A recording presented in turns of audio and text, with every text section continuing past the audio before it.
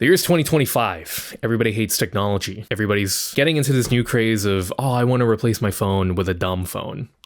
Now, I can relate with that sentiment. I've been thinking about trying to replace all the technology that I have in my life. And one way I made the jump was I got a small little radio player. And I got it because in the mornings, I have a thing where when I wake up in the morning, the first thing I do is get on my phone, my whole day is ruined. My attention span is just completely thrown out the window. And I can just guarantee from that point on that if I started my day scrolling on Instagram or Twitter for, 30 minutes, that's it. Like, I might as well just go to bed and just sleep until the next day because my day is effectively ruined. So in the mornings now, I've kind of made it a habit to journal. I know. Okay. You know what? I'm going to stop being self-aware and constantly putting in this disclaimer of like, listen, guys, I know everything I'm talking about sounds lame as fuck, but it actually isn't, okay? And the way that you know that it isn't lame is because I'm going to mention the fact that it could be construed as lame. Journaling, I'm not going to let people who suck take over things that are genuinely good. Journaling is good, okay? So I've started journaling. And it's good because it helps me sort through my thoughts and also it just helps me write. I like doing creative things. And so one important aspect of creativity, probably the most essential aspect of creativity, is communicating your thoughts that you have into the real world. And the way that we do that is through words. And a way that you can get better at using words is writing. So I've been journaling in the mornings, and journaling doesn't take me like an hour to do. Like usually I write for 10, 15, maybe even 30 minutes if we're really going on a hot streak, but I fill up like 1 to 2 pages in the journal and that's about it. So what do I do after that? I kind of have to wait for the gym to open because I also gym in the mornings, and it becomes very tempting to go on my phone or, go play a game or something. But I want to try to spend my mornings as disconnected from anything that's overly stimulating. And one of the things that I could do is I can go to good old radio. And another thing about radio, all these streaming services, Spotify and so on, has kind of made it so that everything that we consume, and this isn't just Spotify, but this is kind of everything in the tech world, everything we consume is informed and suggested to us by an algorithm.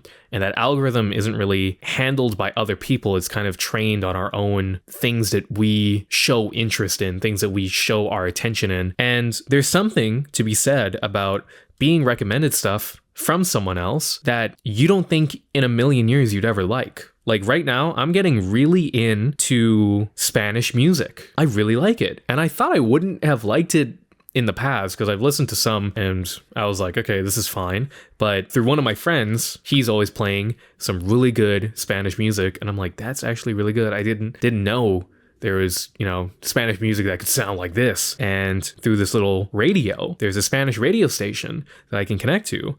And all they play is Spanish music, and it's really good. So from this small little purchase, I've started to take that step into reorienting the way that technology is in my life. And I think everybody's kind of feeling that way. I know that there's been a new dumb phone that's been released called the Light Phone 3, and I see the reviews and shorts popping up all over my YouTube recommendation.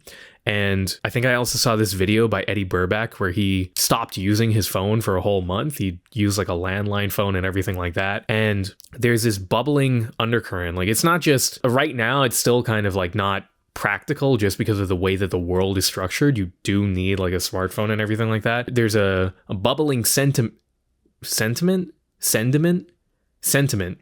that technology is not going in a good direction. It's kind of, we're not using it in a utility-based way. Technology is using us, kind of like social media companies are using us so that they can continue to rake in profits from advertising. And, I have the iPhone 14 Pro, which is, listen, this phone sucks. This phone is like extremely heavy. It's cumbersome. It's ugly. The 3-camera design on the back of iPhones is ugly. Okay, I don't care what anyone says. And these new leaks of the iPhone 17 that have like a bar that looks like the Google Pixel is ugly.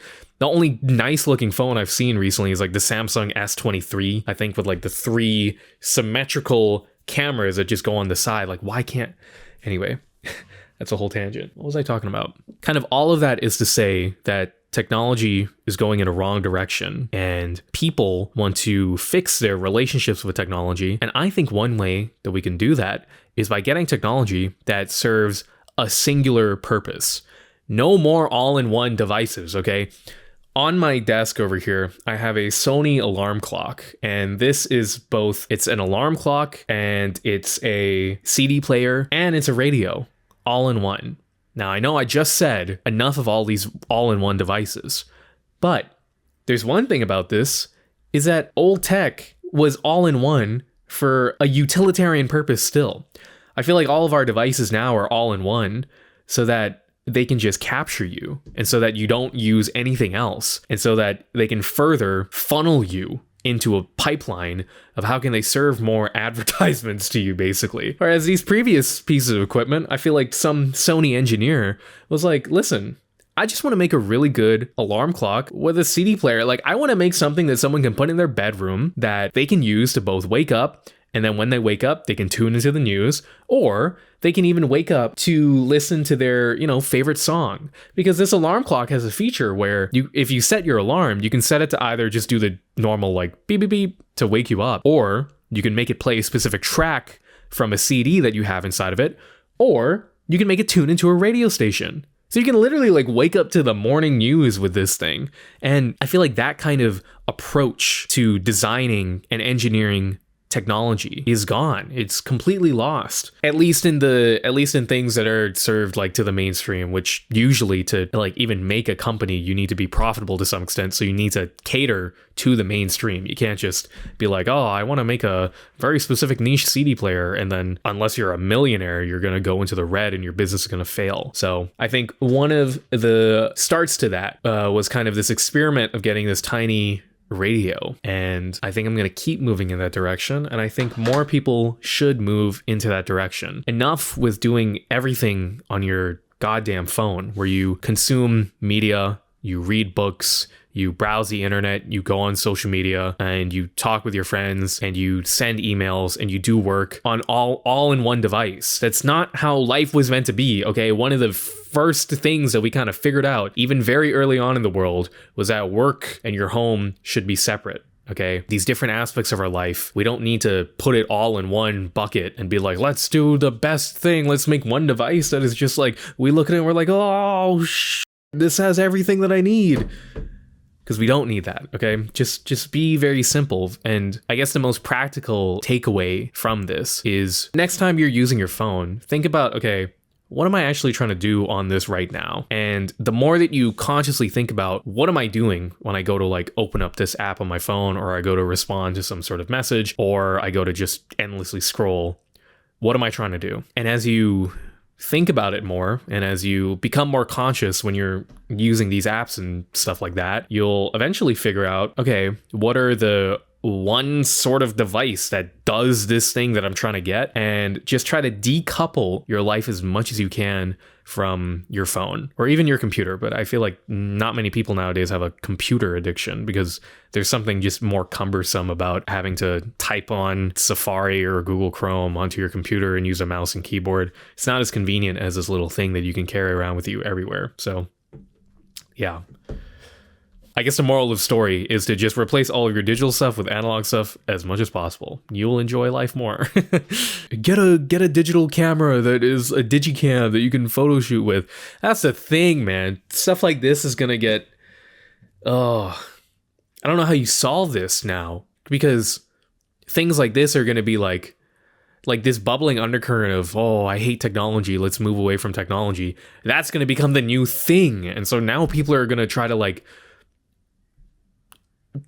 market towards that, and it's already happening with like, these digicams and like film cameras and all that kind of stuff, because people are figuring out that the AI processing that is on all of these iPhones is so garbage, man. It's so bad.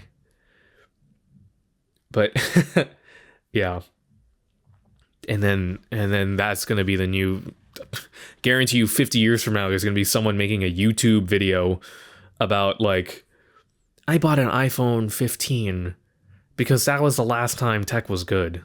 The more things change, the more things stay the same, I guess. What is the moral of this? There's no moral to this, dude. There doesn't have to be a moral to every video that you watch. Just enjoy a video, man. Just watch. Just consume. Please? Can you just consume this video that I'm making right now? God. Why do I have to try to justify myself by saying something insightful? Most of the videos that go viral on YouTube are not insightful at all, dude.